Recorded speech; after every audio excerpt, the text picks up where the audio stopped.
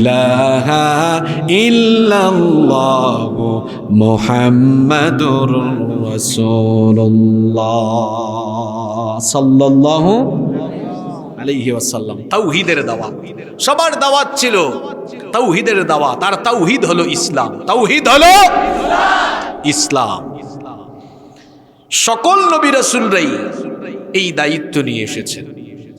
নবী করিম সাল্লাল্লাহু আলাইহি ওয়াসাল্লাম এই দাওয়াত দিলেন।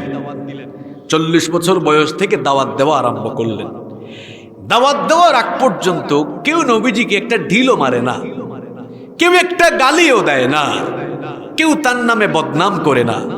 যেদিনই বললেন সৃষ্টি যার, আসমান জমিন যার, হুকুমত আইন চলবে তার, এখন যাকে 40 বছর তারা গালি দিল না, তাকেই এবার তারা গালি দেওয়া আরম্ভ করল। যাকে তারা 40 বছর বদনাম